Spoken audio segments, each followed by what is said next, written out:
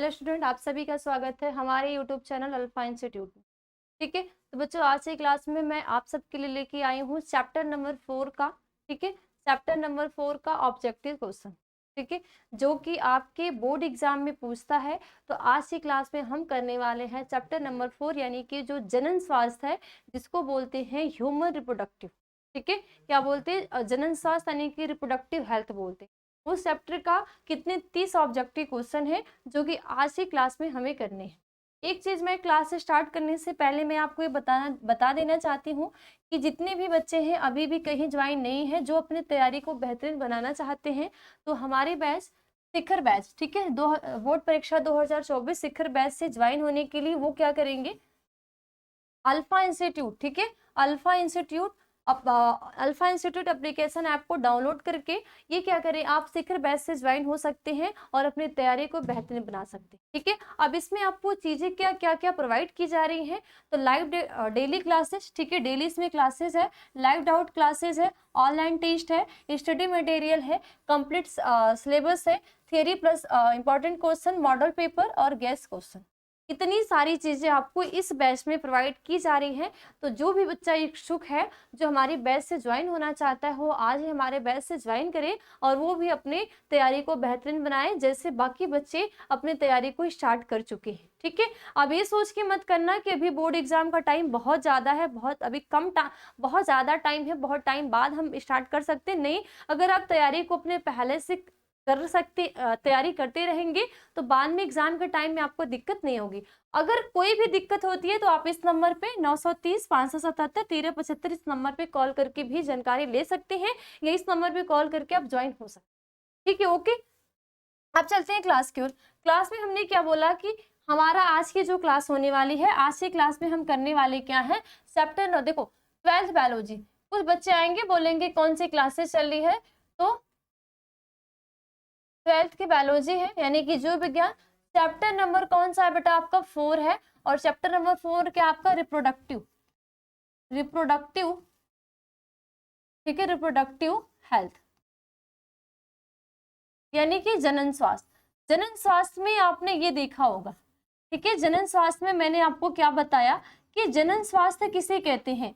कोई भी व्यक्ति जनन रूप से तब स्वस्थ रहता है, रिप्रोडक्टिव हेल्थ तब उसका माना जाएगा कि अगर कोई व्यक्ति है वो जनन रूप से कैसे स्वस्थ है, जब वो शारीरिक रूप से, मानसिक रूप से और व्यवहारिक रूप से, ठीक है, शारीरिक, मानसिक, व्यवहारिक प्लस सामाजिक रूप से क्या होगा?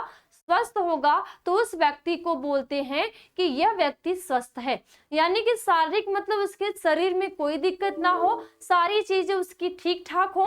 मानसिक यानी कि वो मानसिक रूप से, शरीर तो ठीक है लेकिन उसका मानसिक संतुलन ठीक है, वो मानसिक रूप से बीमार हो। ठीक है, किससे? रिप्रोडक्टिव से हेल्थ, जनन से संबंधित, प्लस व्यवहारिक रूप से यानी कि वो मानसिक से भी ठीक है और शारीरिक भी ठीक है, लेकिन वो क्या होगा कि अपने व्यवहार में नहीं ला रहा है। ठीक है, तो उसको हम क्या बोलते हैं? व्यवहारिक, यानी कि वो अपने व्यवहार में लाए। और सामाजिक मतलब कि व्यवहार में भी लाए प्लस लोगों को क्या करे? जागरूक करे। जो कि इस चैप्टर में आपने यही पढ़ा होगा कि जो बंधकरण क्या होती है, बंधता क्या होती है, इन सारी चीजों को आपने पढ़ रखी होगी। ठीक है, तो चलो हम लोग चलते हैं पहले क्वेश्चन की ओर।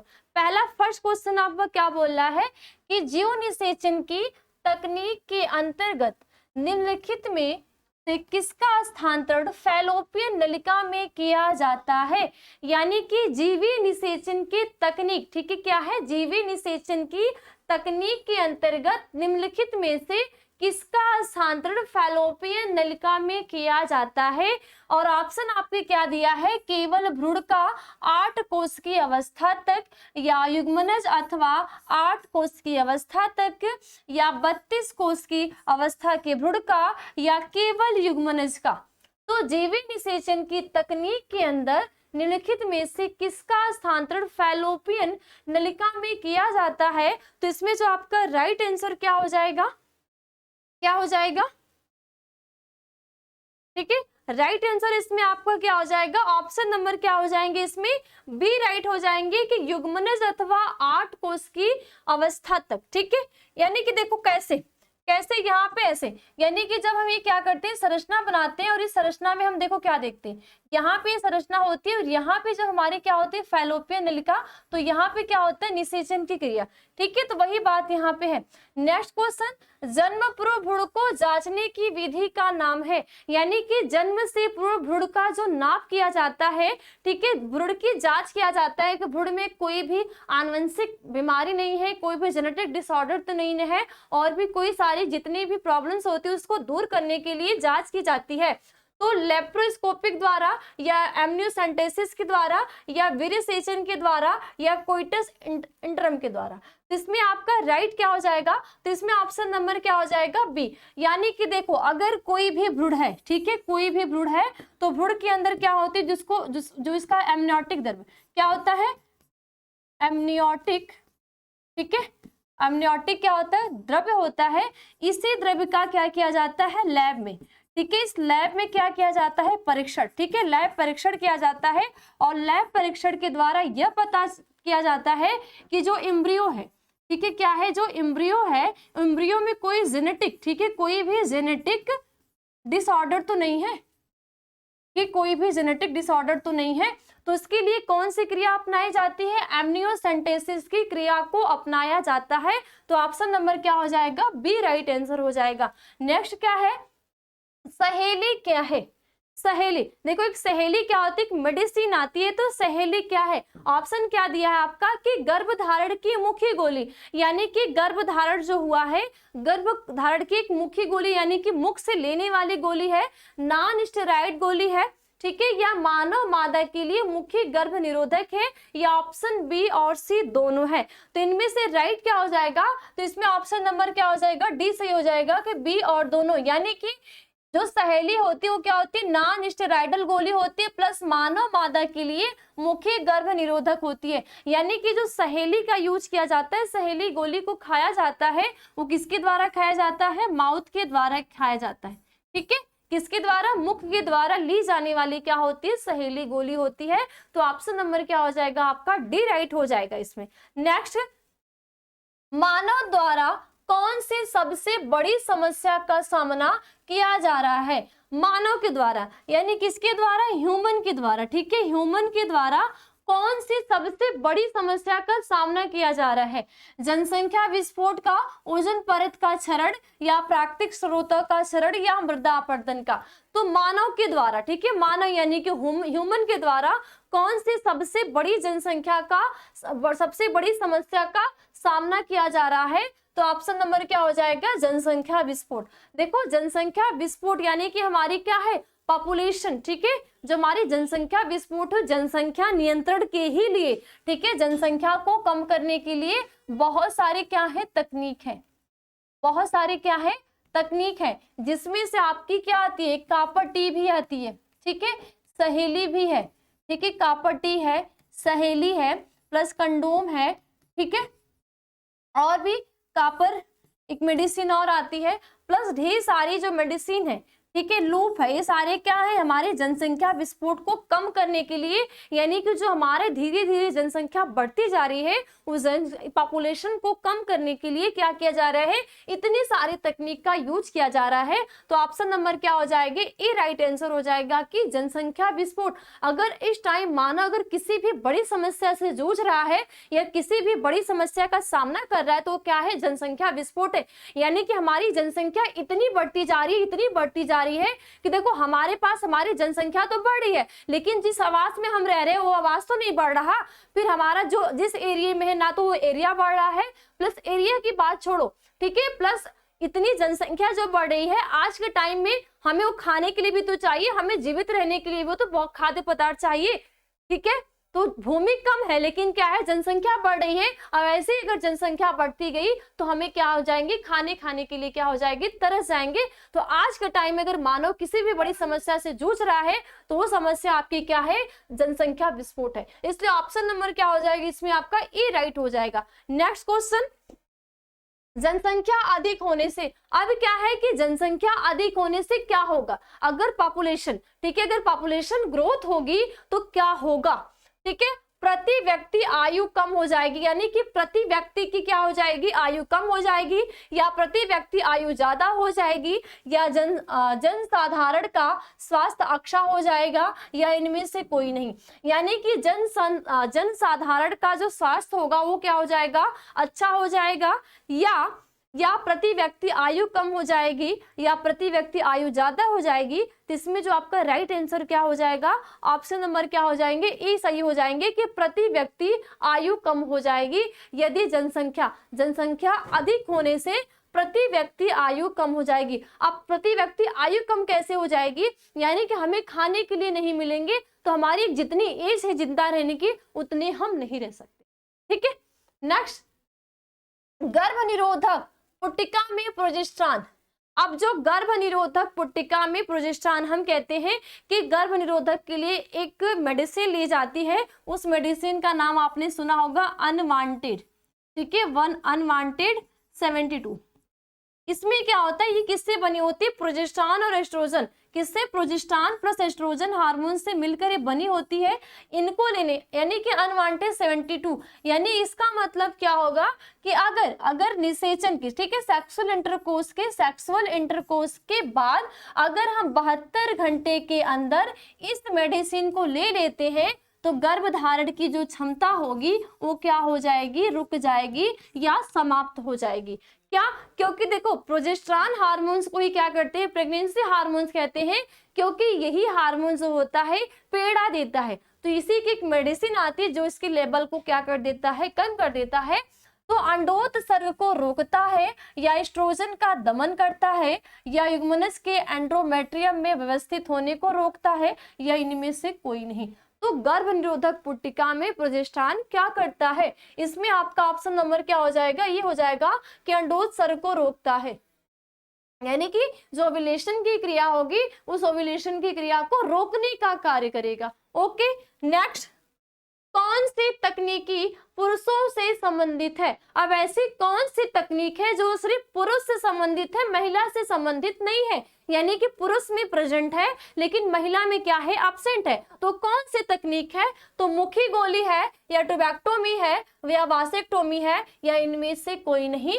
तो इसमें ऑप्शन नंबर क्या हो जाएगा, सी राइट हो जाएगा कि वासेक्टोमी। वासेक्टोमी का मतलब क्या होता है बच्चे, कि आपकी जो, ठीक है, जो वासा डिफरेंस होती है, ठीक है, क्या बोलते हैं, जो वासा डिफरेंस बोलते हैं, या बोलते हैं शुक्र नलिका, शुक्र वाहिनियां, ठीक है, जो क्या होती है, शुक्र वाहिनियां होती है, जिसके द्वारा, ठीक है, यहाँ पे आपने पढ़ा होगा ना स्पर्म, ठीक है, यहाँ पे अधिवृषण होता है, इनके द्वारा जो नलिकाएं निकलती हैं, ये नलिकाएं आगे जाके फिर शिश्न भाग में यहाँ पे क्या होती हैं, खुलती हैं, यहाँ पे इसका क्या होता है, मुंडन होता है। ठीक है, तो यहाँ पे क्या किया जाता है, जो पुरुष का, ठीक है, पुरुष की शुक्र नलिका या शुक्र वाहिनी, ठीक है, पुरुष की शुक्र वाहिनी और को क्या किया जाता है, या तो काट दिया जाता है या बांध दिया जाता है। तो जो हमारी वासेक्टोमी जो क्रिया होती है वो किसमें पाई जाती है, पुरुष में पाई जाती है, महिला में एब्सेंट होती है। इसलिए कौन सी तकनीक पुरुषों से संबंधित है, तो इसमें ऑप्शन नंबर क्या राइट हो जाएगा आपका, ऑप्शन नंबर सी, कि वासेक्टोमी जो होता है वो पुरुष से संबंधित होता है। ओके, नेक्स्ट, परखनली शिशु को उत्पन्न करने के लिए भ्रूण को कौन सी अवस्था में स्त्री के शरीर में रोपित किया जाता है। परखनली शिशु को, यानी परखनली शिशु क्या बोलते हैं, टेस्ट ट्यूब बेबी। इतनी चीजें आपको ध्यान देनी है, परखनली शिशु को क्या बोलते हैं, टेस्ट ट्यूब बेबी। अब इसमें क्या बोला है, ठीक है, तो ऑप्शन क्या है इसमें आपके, कि 32 कोष की अवस्था में, या 64 कोष की अवस्था में, या 16 कोष की अवस्था में, या 164 कोष की अवस्था में। तो किस अवस्था में किया जाता है। क्वेश्चन नंबर 8वें का राइट क्या हो जाएगा, कि परखनली शिशु को उत्पन्न करने के लिए भ्रूण को कौन सी अवस्था में स्त्री के शरीर में रोपित किया जाता है। तो ऑप्शन नंबर क्या हो जाएंगे आपके, ये सही हो जाएगा, यानी कि 32 कोष की अवस्था। अगर मैं यहाँ पे 32 कोष की अवस्था की बात करूंगी, कैसे आता है, यानी कि यहाँ पे जब क्या होता है, देखो एक्सप्लेन मैं कर देना चाहती हूँ कि जिसको नहीं पता होगा वो समझ लेगा। यानी कि जब यहाँ पे क्या होता है, एक मेल गैमीट, ठीक है, ये क्या होता है, मेल प्लस एक क्या होता है फीमेल, इन दोनों के बीच में क्या होता है संलयन होता है, तो क्या बन जाते हैं जाइगोट बनते हैं। ठीक है, ये जाइगोट बच्चे आपके क्या होते हैं 2n होते हैं, और यहाँ पे इनकी संख्या क्या होती है n होती है, यानी कि n प्लस मिले तो कितने बन गए 2n बन गए। अब यहाँ से जाइगोट का क्या होने लगता है क्लीवेज होने लगता है, तो क्लीवेज का जो होता है उसमें क्या होता है आपका माइटोसिस। ठीक है, माइटोसिस डिवीजन, तो यहाँ से कितनी बन जाती है 2 बन जाती है, 2 से कितनी बन जाएंगी 4 बन जाएंगे। ठीक है, यहाँ पे इसकी देखो एक गुहा रहती है, ठीक है, जोना पेलुसुडा की गुहा हमेशा रहती है। फिर यहाँ से कितने 4 से कितने बन जाएंगे 8 बन जाएंगे। ठीक है, 8 से कितने बन जाएंगे 8 से बनेंगे 16, और 16 से कितने बन जाएंगे यहाँ पे कितने यहाँ पे इनका जो निर्माण हो जाता है यहाँ पे 32। ठीक है, यहाँ पे 32 कोशिका का निर्माण। अब इस 32 कोशिका में, ठीक है, इस 32 कोशिका का क्या होता है वहां पे क्या होता है, यहाँ कहाँ पे कौन सी अवस्था में स्त्री के शरीर में रोपित किया जाता है, तो 32। अब इस 32 अवस्था में आपको कई सारे चेंजेस मिलते हैं। कई सारे चेंजेस में आपने देखा होगा, मैंने पढ़ाया है कि कुछ कोशिकाएं साइड में आ जाती हैं। ठीक है, कुछ कोशिकाएं कहाँ आ जाएंगी साइड में, और कुछ कोशिकाएं क्या करती हैं समूह बना लेती हैं। ठीक है, कुछ साइड में आएंगे और कुछ क्या करेंगी समूह में हो जाएंगे, और ये क्या होती है तो इन्हीं का क्या हो जाता है रोपण होता है। ठीक है, तो टेस्ट ट्यूब बेबी के द्वारा, यानी कि एक ऐसी तकनीक जिसमें मेल और फीमेल दोनों के गैमीट को टेस्ट ट्यूब यानी कि एक ट्यूब में लैब में परीक्षण दोनों का फ्यूजन कराया गया, उसमें जाइगोट बना, जाइगोट से क्लीवेज हुआ, और 32 कोशिका वाले अवस्था को कहाँ पे गर्भाशय में रोपित कर दिया जाता है। तो ऑप्शन नंबर क्या हो जाएगा इसमें आपका ए राइट आंसर हो जाएगा। अब ऐसी कंडीशन कब की जाएगी, यानी कि ये तकनीक इस कंडीशन में होगी, यानी कि ऐसी तकनीक जिसमें महिला में, ठीक है, यानी महिला में जहां वो निषेचन का एक योग्य वातावरण नहीं दे सकती। ठीक है, यानी कि उसके फैलोपियन ट्यूब में कोई भी दिक्कत होगी तो ये क्रिया हो जाएगी, यानी कि ओवुलेशन तो हो रहा है लेकिन उसका जो फैलोपियन ट्यूब होगा वो निषेचन योग्य वातावरण नहीं दे सकता, इसलिए ये क्रिया स्टार्ट होती है तो 32 कोष की अवस्था में। ओके, नेक्स्ट, जन्म नियंत्रण की एक विधि है। ठीक है, जन्म नियंत्रण की एक विधि है। अब जन्म नियंत्रण की कौन सी विधि एक है, मुखी गोली है, टोबैक्टोमी है, वासेक्टोमी है, या इनमें से कोई नहीं। अब जन्म नियंत्रण की एक विधि है, कौन सी विधि जन्म नियंत्रण की एक विधि मानी जाती है, तो इसका जो राइट आंसर क्या होगा, तो इनमें से क्या होगा कोई नहीं। ठीक है, जन्म नियंत्रण की एक विधि है तो इनमें से ना तो मुखी गोली, टोबैक्टो, वास्कोटोमी, तो क्या हो जाएगा इनमें से कोई नहीं। नेक्स्ट, मानव जनसंख्या वृद्धि को नियंत्रण के क्या उपाय हैं। मानव जनसंख्या वृद्धि के नियंत्रण के क्या उपाय हैं। क्वेश्चन क्या है, जनसंख्या विस्फोट, ओजोन परत का क्षरण, प्राकृतिक स्रोतों का क्षरण, या मृदा अपरदन। तो मानव जनसंख्या वृद्धि को नियंत्रण के क्या उपाय है, यानी कि जो पॉपुलेशन यानी कि ह्यूमन की पॉपुलेशन जो बढ़ती जा रही है उसको कंट्रोल करने का क्या नियंत्रण यानी क्या उपाय है। ऑप्शन नंबर ए, बी, सी या डी। तो इसमें जो आपका राइट हो जाएगा वो क्या होगा। ठीक है, नेक्स्ट, निम्न में से कौन सा रेट्रोवायरस द्वारा उत्पन्न होता है। निम्न में से कौन सा रेट्रोवायरस के द्वारा उत्पन्न होता है, तो सुजाक होता है, एड्स होता है, ट्राइकोमोनियासिस होता है, या सिफिलिस होता है। ठीक है, यानी कि आपने रोगों के बारे में भी पढ़ा होगा, तो रेट्रोवायरस द्वारा उत्पन्न होता है रियो वायरस। ठीक है, तो रेट्रोवायरस के द्वारा क्या उत्पन्न होता है, सुजाक, एड्स, ट्राइकोमोनियासिस, या सिफिलिस। ठीक है, अभी देखो इन सारे रोग क्या है, यौन संचारित रोग हैं। ठीक है, सारे रोग को क्या बोलते हैं, यौन संचारित रोग। ठीक है, यौन संचारित रोग जिसको बोलते हैं सेक्सुअली ट्रांसमिटेड डिजीज। ठीक है, सेक्सुअली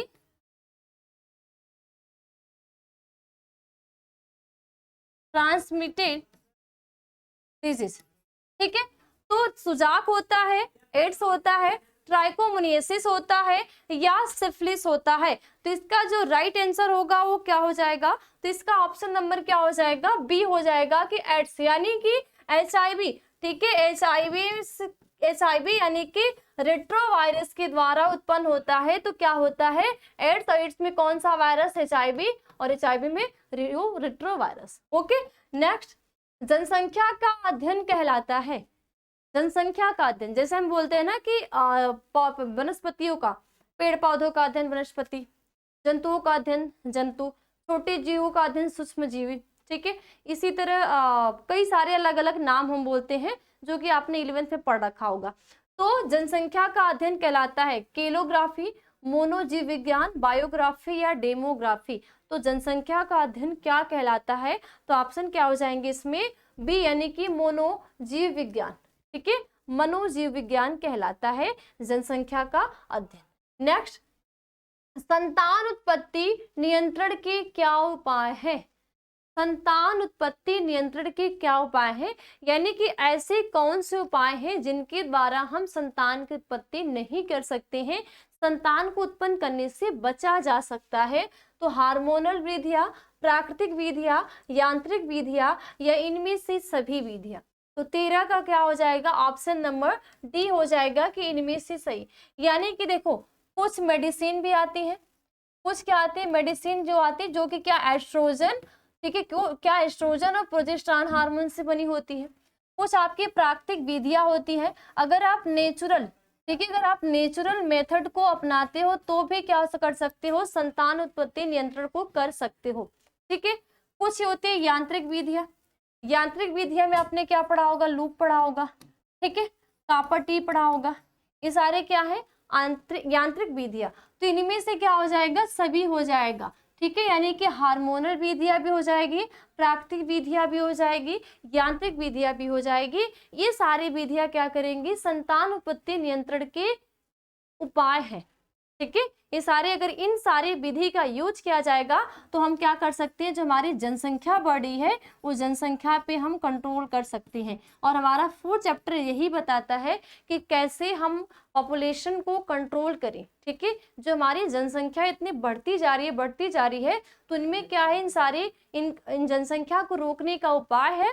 प्लस इसके साथ साथ जनसंख्या अब बाकी कुछ बंध्यता है, यानी कि कुछ ऐसी ही बंध्यता है जिसको नहीं ठीक किया जा सकता है, जो एकदम जेनेटिक है, तो उसके लिए क्या किया जाता है, कई सारे तकनीक भी यूज है जो आप IVF के अंतर्गत पढ़ते हैं, ठीक है, इन विट्रो फर्टिलाइजेशन के अंतर्गत आप पढ़ते हैं, जिसमें से आपका आता है ZIFT, ठीक है, GIFT, ठीक है, IUI, ये सारी तकनीक आप इनके अंदर पढ़ते हैं कि अगर किसी भी, या तो महिला के अंदर या तो पुरुष के अंदर कोई भी दिक्कत है जो कि पहले से है, उसको ठीक नहीं किया जा सकता, तो इस कारण से इनको पेरेंट्स बनाया जा सकता है, जो कि ये चैप्टर भी आपको ये बताता है, ठीक है।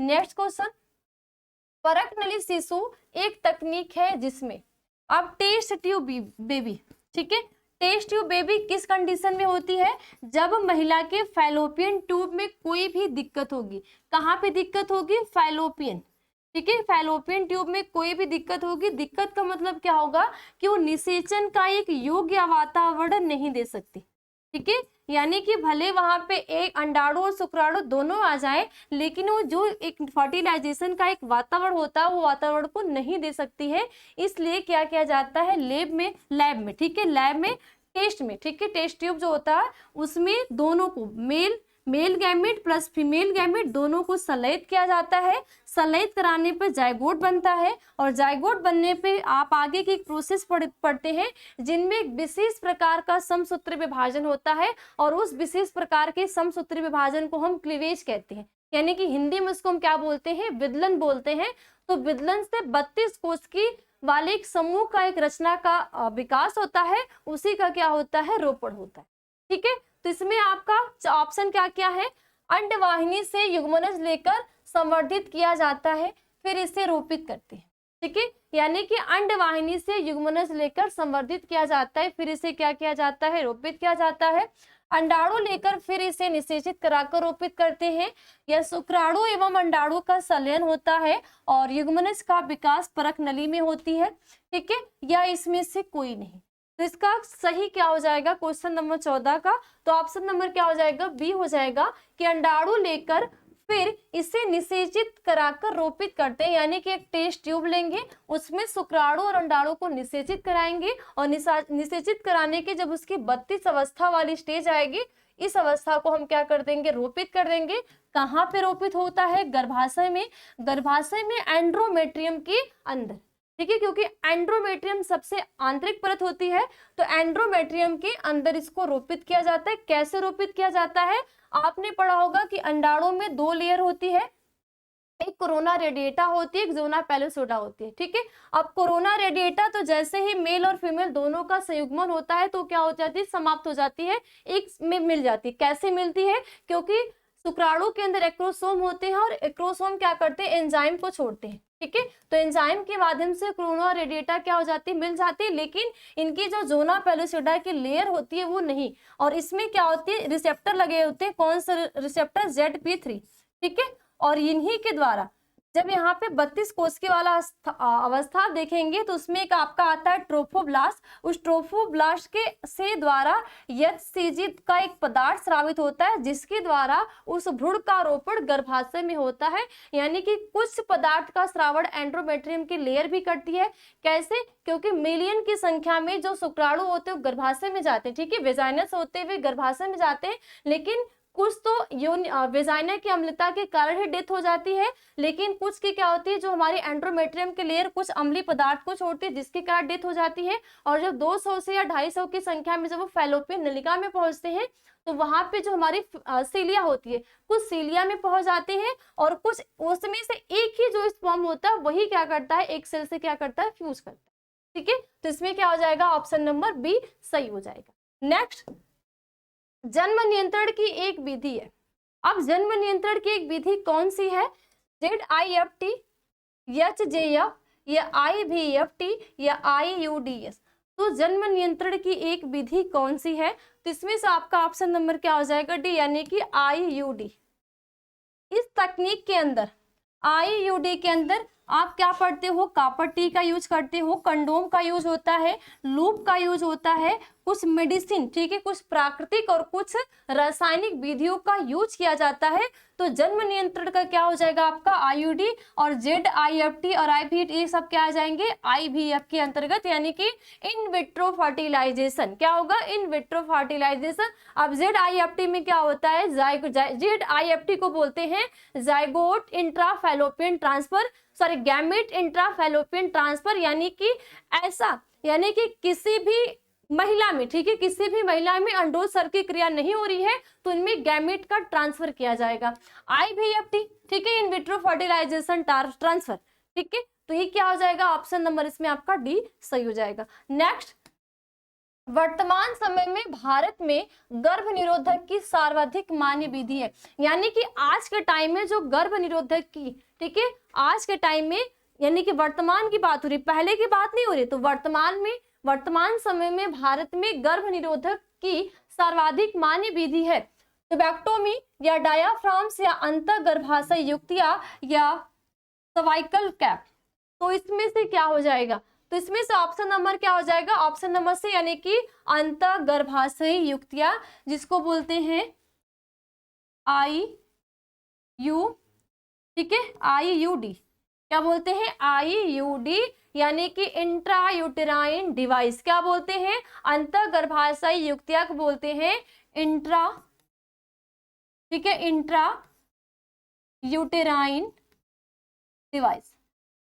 अब इसके अंतर्गत आपके क्या आ जाएंगे, ZIFT, ठीक है, ZIFT, GIFT, ठीक है, इसी में आपके आते हैं ICSI, ठीक है, और भी कई सारी तकनीक होती है जो इसके अंतर्गत आते हैं, IVF, कई सारे तकनीक आपके अंतःगर्भाशय युक्तिया के अंतर्गत, यानी कि IUD, जिसको बोलेंगे इंट्रा यूटेराइन डिवाइस, ठीक है। तो वर्तमान समय में भारत में अगर गर्भ निरोधक की सर्वाधिक अगर मान्य विधि कोई है तो क्या है, अंतःगर्भाशय युक्तिया, ठीक है।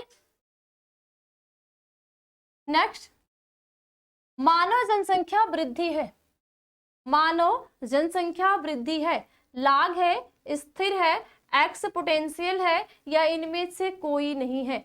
इसमें क्या हो जाएगा, इसमें से कोई नहीं, यानी कि मानव जनसंख्या वृद्धि का, ठीक है, पॉपुलेशन ग्रोथ का ना तो लाग है, ना तो स्थिर है, ना तो एक्सपोनेंशियल है। तो ऑप्शन नंबर क्या होगा? डी, यानी कि इनमें से कोई नहीं। ठीक है, नेक्स्ट, जनसंख्या पर निबंध लिखा गया। अब जनसंख्या पे भी क्या किया गया? निबंध लिखा गया। तो डार्विन द्वारा, माल्थस द्वारा, लेमार्क द्वारा या हुगो डू ब्रिज के द्वारा। यानी कि जो जनसंख्या पे एक निबंध लिखा गया था तो किस वैज्ञानिक के द्वारा लिखा गया था? ठीक है, कौन से ऐसे वैज्ञानिक थे जिन्होंने क्या किया था? जनसंख्या पे एक निबंध लिखा था। तो इसमें ऑप्शन नंबर क्या होगा? माल्थस के द्वारा। ठीक है, किसके द्वारा? माल्थस के द्वारा क्या किया गया था? पॉपुलेशन पे क्या किया गया था? ऐसे यानी कि निबंध को लिखा गया था। ओके, नेक्स्ट, परिवार नियोजन कार्यक्रम प्रारंभ किया गया। अब परिवार नियोजन जो कार्यक्रम है वो कब प्रारंभ किया गया? अब देखो, इस परिवार नियोजन कार्यक्रम का एक मेन उद्देश्य यही है कि हम सामाजिक रूप से स्वस्थ हो, व्यवहारिक रूप से स्वस्थ हो, शारीरिक रूप से स्वस्थ हो, प्लस मानसिक रूप से स्वस्थ रहेंगे, तब हम कहेंगे कि हम जनरल रूप से स्वस्थ हैं। कोई भी व्यक्ति अगर इतनी चीजों से स्वस्थ रहेगा तब उसको बोला जाएगा कि ये व्यक्ति है तो ये जनन से रिलेटेड स्वास्थ्य है। अगर उसमें एक भी कोई दिक्कत होगी तो उसको नहीं माना जाएगा कि यह व्यक्ति जनन से संबंधित एकदम स्वस्थ व्यक्ति है। ठीक है, तो इसमें क्या 1920, 1930, 1950 या 1951 में, कितनी सन में ये योजना प्रारंभ किया गया था? तो इसमें क्या हो जाएगा? 90। ठीक है, 1951 में। ठीक है, कितने में? 1951 में यह कार्यक्रम क्या किया गया था? स्टार्ट किया गया था। और इसका मुख्य उद्देश्य देखो क्या था? एक आपका था IUD था। ठीक है, इसके द्वारा आप जनसंख्या को कंट्रोल करेंगे। और एक आपका था IVF था, यानी कि अगर कोई भी बंधता इनफर्टिलिटी किसी या तो महिला में या तो पुरुष में इनफर्टिलिटी पाई जा रही है, कोई भी बंधता पाई जा रही है, तो उसको दूर करने के लिए कई सारे तकनीक है, इसी में इस परिवार नियोजन के अंतर्गत बताया जाता है। ठीक है, तो कितने सन में? 1951 में। नेक्स्ट, गर्भाशय में कॉपर टी के एक प्रभावी एवं अंतर्गर्भाशय युक्ति का मुख्य कारण है। यहाँ पे क्या बोल रहे हैं? कॉपर टी का। ठीक है, किसका? कॉपर टी, यानी कि कॉपर को क्या बोलते हैं? तांबा। तो यहाँ क्या होगा? तांबे की क्या होगी? तार होगी। ठीक है, क्या होगी? तांबे की तार। तो गर्भाशय में कॉपर टी, और ये तार जो होता है टी आकार। ठीक है, टी आकार की संरचना एक तांबे की तार होती है, जिसकी आकृति कैसे होती है? टी आकार की होती है, इसीलिए इसको क्या बोलते हैं? कॉपर टी नाम दिया गया। ठीक है, नाम से आपको जानना है कि एक तांबे का तार होता है, कैसे संरचना है? टी आकार की संरचना है, इसीलिए इसको क्या बोलते हैं? कॉपर टी बोलते हैं। ठीक है, अब आगे क्या है कि एक प्रभावी एवं अंतर्गर्भाशय युक्ति। अंतर्गर्भाशय में क्या होगा? IUD। ठीक है, होने का मुख्य कारण है शुक्राणुओं की निषेचन क्षमता में कमी, यानी कि जो स्पर्म होगा उसकी जो निषेचन क्षमता में कमी, या गर्भाशय में कॉपर आयरन मोचित होने के कारण शुक्राणुओं की भक्षकाणु क्रिया में वृद्धि, यानी कि गर्भाशय के अंदर इस कॉपर टी का क्या होगा? यूज होगा।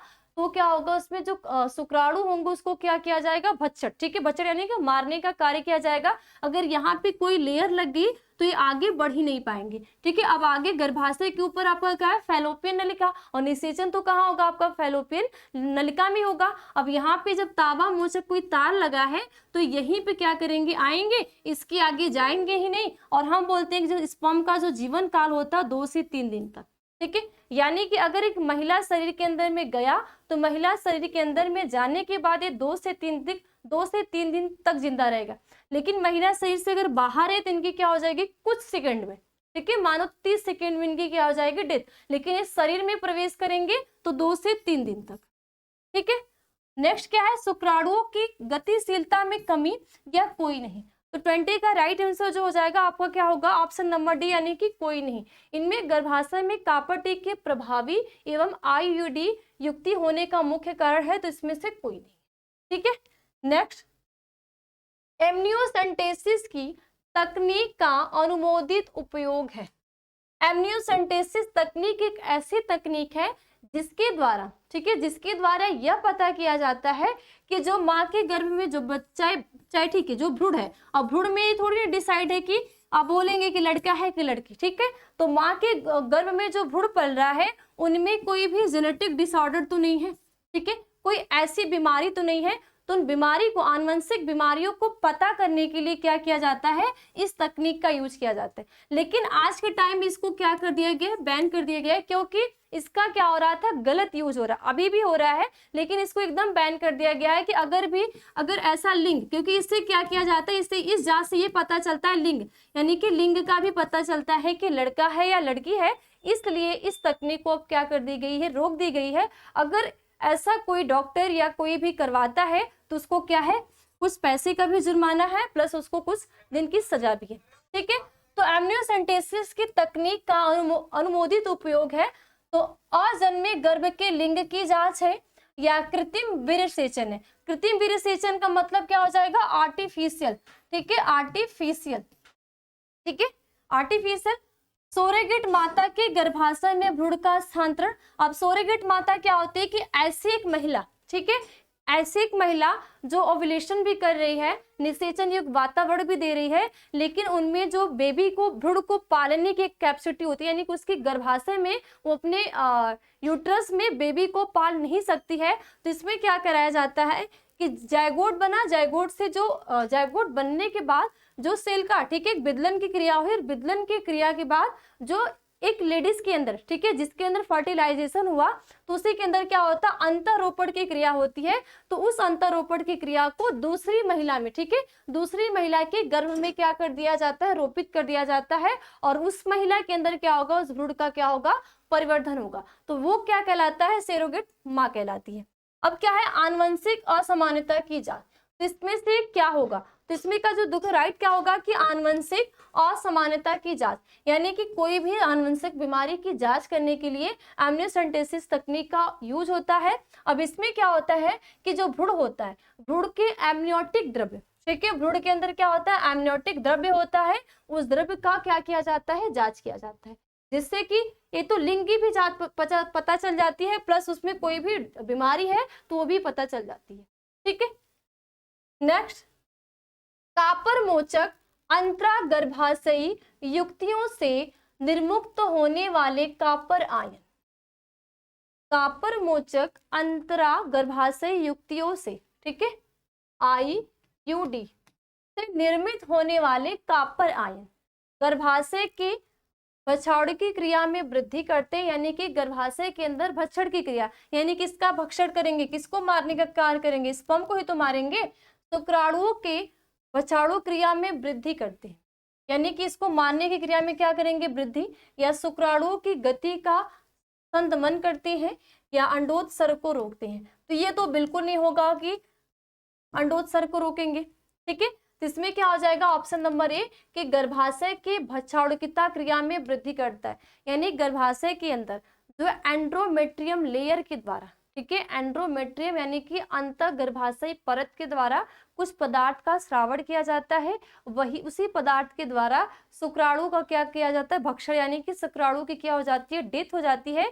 तो इसके द्वारा इस क्रिया में वृद्धि कराई जाती है, ठीक है, ना कि वृद्धि को कम कराया जाता है। तो ऑप्शन नंबर क्या हो जाएगा इसमें, ये आपका सही हो जाएगा, ठीक है। अब यहाँ क्या है कि शुक्राणुओं की गति का संदमन करते हैं, यहाँ पे इसकी गति को कम नहीं किया जा सकता, ठीक है, यहाँ पे जो इसकी गति होगी, क्योंकि आप जानते हैं कि स्पर्म के अंदर क्या पाए जाते हैं, माइट्रोकांडिया, लेकिन ओवम के अंदर माइट्रोकांडिया नहीं होते, ध्यान देना, स्पर्म के अंदर क्या होते हैं, माइट्रोकांडिया होते हैं, इसी वजह से बहुत तेज भागते हैं, ठीक है, इसी वजह से क्या होते हैं, इनकी जो गति होती है ना, बहुत ज्यादा तेज भागने का कार्य करते हैं।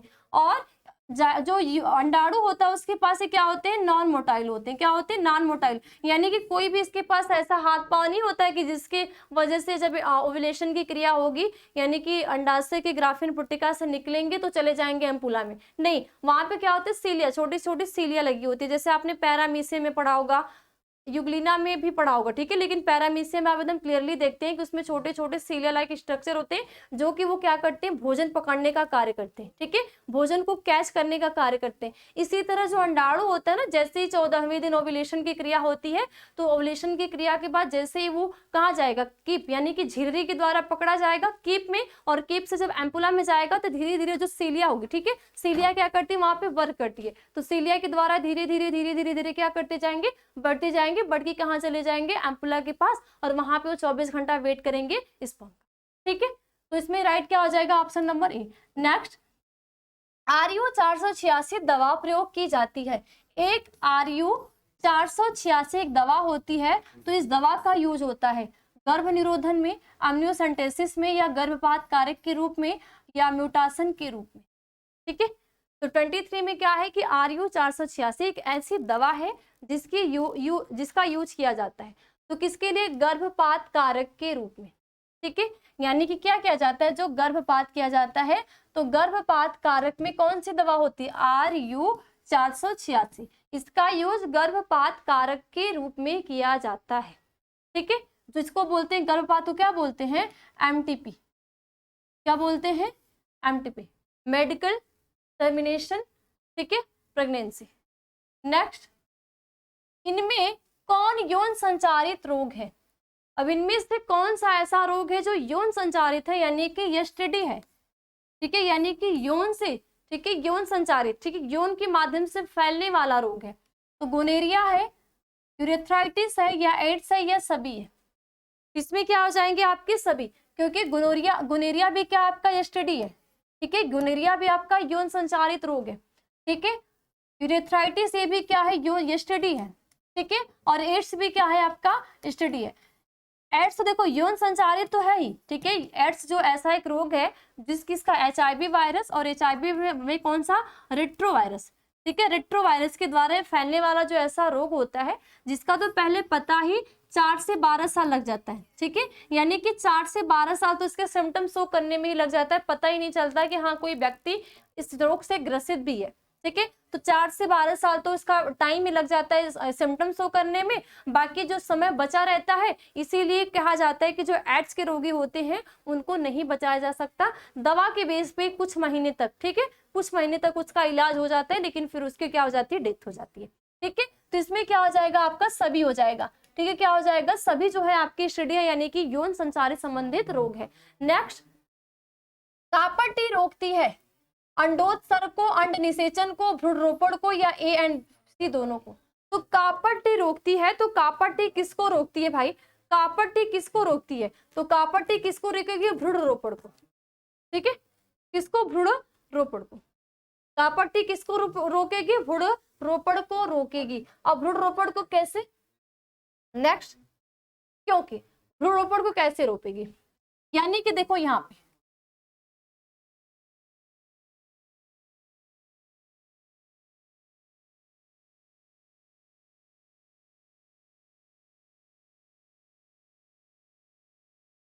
ठीक है, यहाँ पे देखो,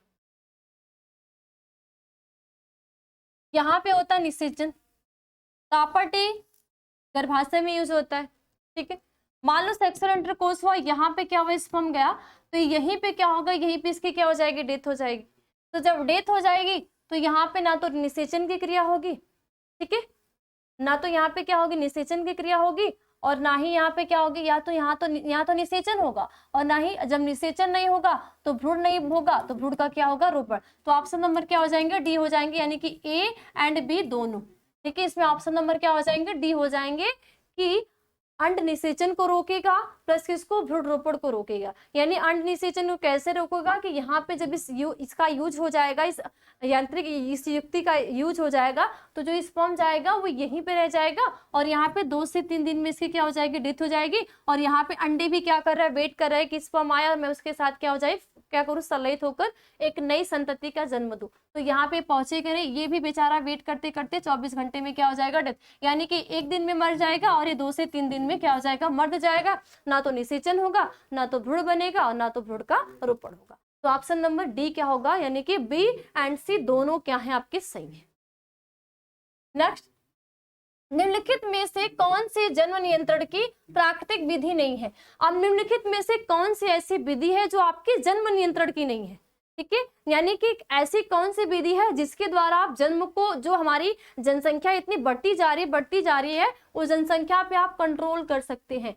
तो बाह्य स्खलन, आवधिक संयम, वासेक्टोमी या स्तनपान अनार्थव। तो जन्म नियंत्रण की कौन सी एक विधि नहीं है? तो आपकी वासेक्टोमी। ठीक है, ये क्या है? देखो ये भी है, देखो ये जन्म नियंत्रण की विधि है, लेकिन ये प्राकृतिक विधि नहीं है, यानी कि क्या है? नेचुरल मेथड नहीं है। क्या है? नेचुरल मेथड नहीं है। अब नेचुरल मेथड कैसे नहीं है? यहाँ पे देखो, बाह्य स्खलन में क्या करते हैं? सेक्सुअल इंटरकोर्स के दौरान क्या किया जाएगा? जो वीर्य सेचन की क्रिया होगी, यानी वीर्य सेचन की क्रिया में क्या किया जाता है कि जो वीर्य को मादा की योनि में छोड़ा जाता है, तो उसको मादा की योनि में जाने से पहले बाहर संकलित कर दिया जाए, तो ये क्या हो जाएगी? बाह्य संकलन, यानी कि प्राकृतिक है। आवधिक संयम, आवधिक संयम में क्या बोला जाता है कि 10 से 17वें दिन तक क्या करना चाहिए? अपने आवधिक संयम करना चाहिए। ठीक है, क्यों? क्योंकि यहाँ पे देखो, क्योंकि यहाँ पे 10 से 17वें दिन यानी कि 14वें दिन क्या होगा? ओव्यूलेशन होगा, और 2 से 3 दिन तक क्या होगा? जो, ठीक है, 2 से 3 दिन तक क्या होगे? चांसेस होते हैं। ओके, तो 10 से 17वें दिन तक क्या करना चाहिए? आवधिक संयम। तो ये भी आपके क्या है? प्राकृतिक है। अब क्या है? स्तनपान अनार्थव। स्तनपान अनार्थव का मतलब होता है कि कोई भी ऐसी महिला है जो कि एक बेबी को जन्म दी है। ठीक है, क्या कि एक बेबी को जन्म दी है, तो जब तक उस बेबी को क्या करती है? स्तनपान कराती है, यानी कि दूध पिलाती है, तब तक उनका क्या होता है? जो मेंस्ट्रुअल साइकिल होता है वो क्या होता है? रुका रहता है। ठीक है, यानी कि जो आर्तव चक्र की क्रिया होती है वो क्या होती है? बंद होती है। तो ये भी आपकी क्या है? प्राकृतिक विधि है। बाकी वासेक्टोमी ये आपकी क्या है? प्राकृतिक विधि नहीं है, क्योंकि इस विधि में आपका क्या किया जाता है? जो पुरुष की शुक्र नलिका होती है उसको या तो काट दिया जाता है या तो बांध दिया जाता है, जिसको शल्य क्रिया बोलते हैं। ठीक है, या आम भाषा में ऑपरेशन बोलते हैं। ठीक है, तो ये आपकी क्या हो जाएगी? प्राकृतिक विधि नहीं होगी। बाकी बाह्य स्खलन, आवधिक संयम और स्तनपान अनार्थव, ये तीनों क्या हो जाएगी? आपकी नेचुरल मेथड होती है। ठीक है, नेक्स्ट, जन्म नियंत्रण की सर्वाधिक उपयुक्त विधि है। अब जन्म नियंत्रण की सर्वाधिक और उपयुक्त विधि कौन सी है? गर्भपात है, गर्भपात है, मुख्य गोलियां है, वीर्य सेवन है, या बंध्याकरण है? तो इसमें क्या हो जाएगा? मुख्य गोलियां। ठीक है, जन्म नियंत्रण की सर्वाधिक उपयुक्त विधि है, यानी मुख्य गोलियां। आपने सहेली का नाम सुना होगा। ठीक है, सहेली एक मुख से ली जाने वाली गोली है। ठीक है, जो कि एक ठीक है, हफ्ते में एक दिन इसको ली जाती है। और एक आपकी आती है मालाडी। ठीक है, ये भी क्या है? आपकी गर्भ निरोधक गोली है। ये आपकी कुछ आपकी ओव्यूलेशन के बाद 14 दिन ले जाती है, और कुछ आपकी हफ्ते में एक दिन ली जाती है। तो ये क्या होती है? आपकी जन्म नियंत्रण की सर्वाधिक उपयुक्त विधि, यानी कि बहुत ही इजी में, ठीक है, बहुत आसानी से विधि है, इसके कोई साइड इफेक्ट भी नहीं होते हैं। और इस तकनीक का, ठीक है, इसका यूज आप बहुत इजी से, यानी कि मार्केट में आपको बहुत इजीली और कम दाम में आपको ये मिलती है। ठीक है, तो इसमें क्या हो जाएगा? Option number B. नेक्स्ट, केंद्रीय औषधि अनुसंधान संस्थान द्वारा कौन सी गर्भ निरोधक गोली तैयार की गई है? केंद्रीय औषधि अनुसंधान संस्थान के द्वारा कौन सी गर्भ निरोधक गोली तैयार की गई है? मालाडी, संयुक्त गोली, सहेली या निरोध? निरोध में तो आपने पढ़ा होगा कि निरोध क्या क्या, निरोध के कई सारे तकनीक होते हैं जिसके द्वारा हम अपनी जनसंख्या को कंट्रोल कर सकते हैं।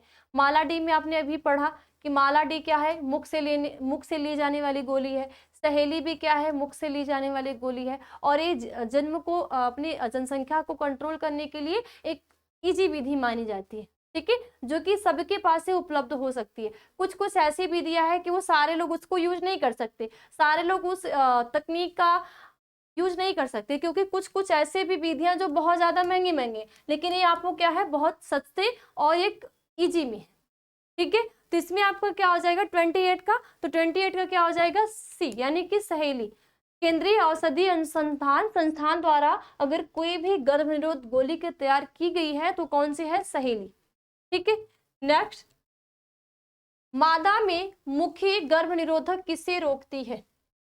मादा में जो मुख के द्वारा ली जाने वाली गर्भ निरोधक गोली होती है वो किसको रोकती है?